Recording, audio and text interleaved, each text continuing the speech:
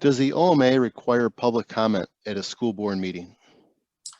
Yes, so OMA requires that public comment be made available at every public meeting. There's not much that's required in regard to that. The requirement is that, and I'm reading from the statute, a person must be permitted to address a meeting of a public body under rules established and recorded by the public body. So there's no legal requirement for how long a person must be required to speak or when during the meeting public comment must take place. The rule is just that public comment period must happen, and participants who are there from the public must have the opportunity to address the board. Thank you.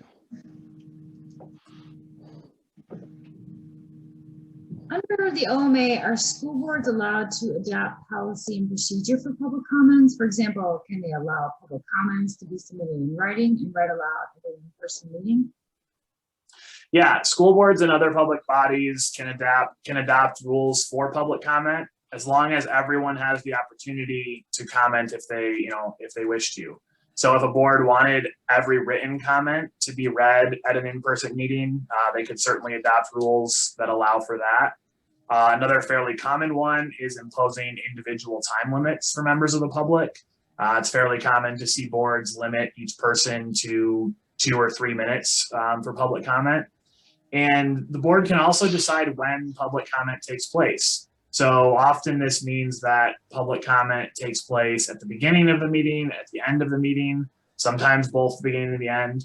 But there's no requirement that the public be allowed to address the public body during discussions on a particular issue, which I know for members of the public showing up to talk about an issue can be a frustration at times, but there's nothing in Open Meetings Act that requires that. So can boards limit, you said some might say 3 minutes, some might say 2. Is there any specification about how long, a minimum of how long they're allowed to be able to speak, or no? No, the law just says that they must be permitted to address the meeting under rules that are established by the public body. So that what that looks like is kind of up to the board. What about putting a time constraint on public comment as a whole? Could they limit the whole thing to an hour, etc., or does everyone have the right to speak that wants to? Yeah, so everyone, there can't be limits in terms of what the total amount of public comment is, because that rule in effect could prohibit someone from having the opportunity for public comment.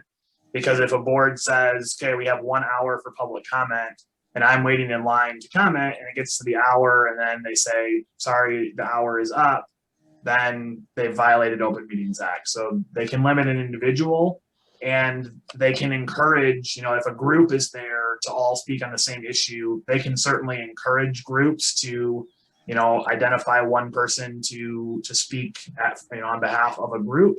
If they're trying to save time and keep meetings a little bit shorter, but they're not allowed to limit the total time period for public comment.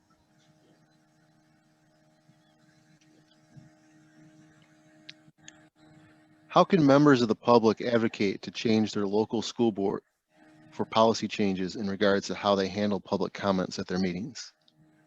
Yeah, so there's a few different options. Members could use their public comment time to advocate for changes. They could request meetings with members of the board outside of those public meetings. So maybe it's one-on-one, with a board member or with a couple of board members to advocate for rules changes related to that.